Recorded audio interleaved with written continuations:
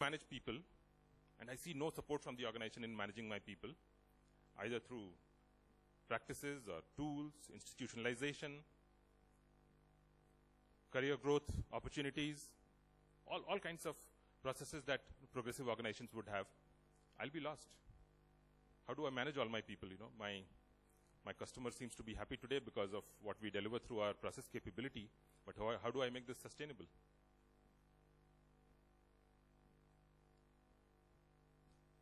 The middle one is doing fine, half here, half there. We'll not spend too much time talking about it. As you start moving towards the right uppermost corner, the two names there are on the right track, but one is people plus, the other is process plus. And finally, we are done, right? Let's look at, for each of these kind of organizations, how would they be on things like employee engagement, customer satisfaction, process capability, workforce capability, and the last one is an outcome of all the others. So the last one is really a derived parameter. Those colors are all red. I don't know what they appear on the screen, but they're all red. So if you focus on processes, on the process stuff, you'll be fine. On the people stuff, you'll not. And if you focus on people, so that's what the picture for different kinds of organizations would look like. Let's look at the reason we have this these three colored here is these are the high maturity organizations, what we call high maturity in the CMMI context. The Taj Mahal on the right track process and Nirvana. We'll not talk about Nirvana because we're human beings. We don't talk about all that stuff. Let's look at 4 groups of people related to high maturity organizations. What kind of questions would they have in their minds? So here is the team. A lot of investment on processes. Why doesn't it invest on me, on my colleagues, on our growth, on how we can build capabilities? And don't they understand the value of all this for their success? Somehow I never find performance decisions to be right in such organizations, because how does the performance assessment happen? My manager goes to a tool, enters some data, I see the data, and I have the option of saying I agree or I agree, right? And that's the end of performance assessment.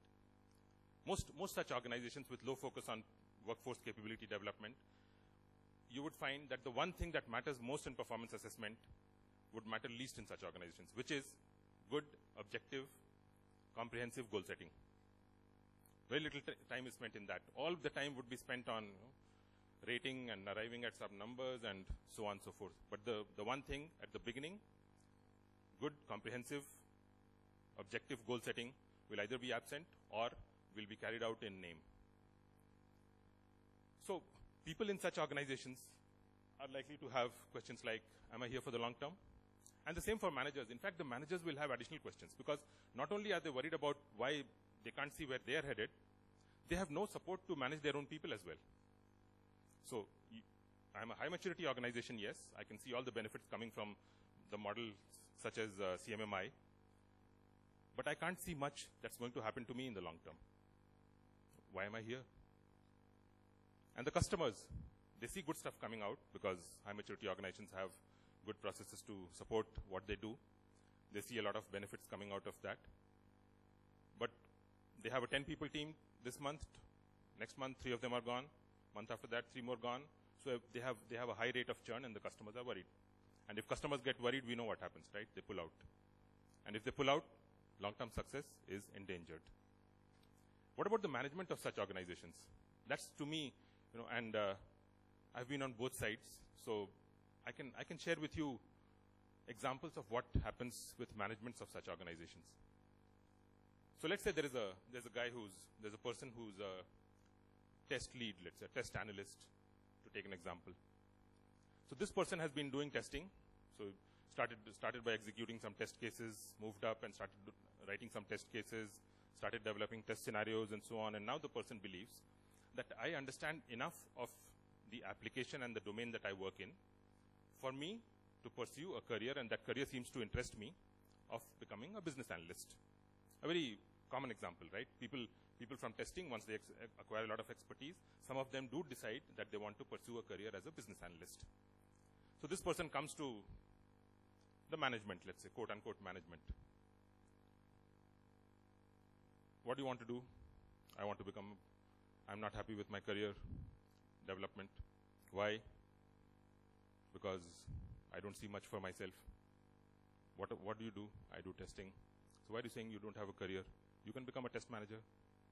You want to become a test manager today, tomorrow? No, sir, I want to be a business analyst. Okay, let me make a call to the head of business analysis. So let's say Ram is the person who heads business analysis. Ram, there's a guy here who wants to be a BA. You have anything for him? What does he do today? Testing. Which area? Banking. What banking? Retail. No, I don't have anything. Okay, what do you have? Corporate banking. Well, he can do it. With some training, he'll do it. No, I don't think so. Okay, what else do you have?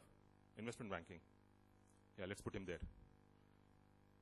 Why investment banking? It has no relationship with retail banking. Of course it has. They're all banking, right? By the time he completes his first project, he'll know something about investment banking. So that's career development.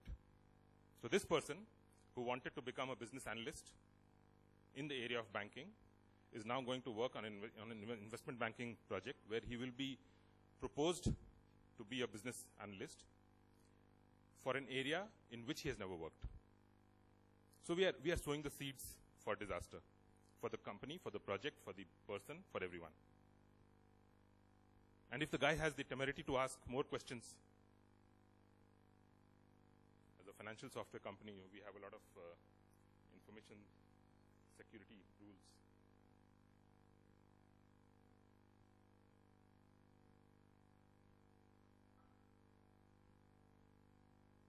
Lashim, can you help me with this? So if the person has some more courage and says, sir, but this is not a career thing. Why do you say it's not a career thing? Look at me. When I joined this company, I was a team leader like you.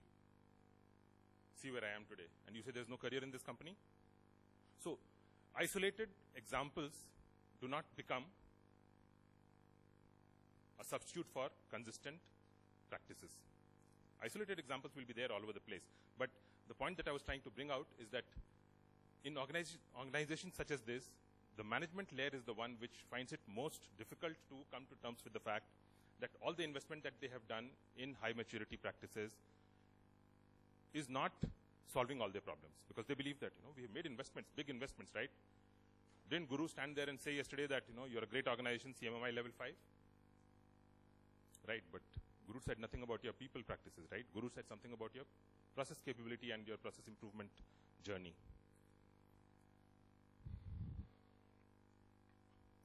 Let's look at, having understood the challenges that organizations face, let's look at what would be a natural journey for organizations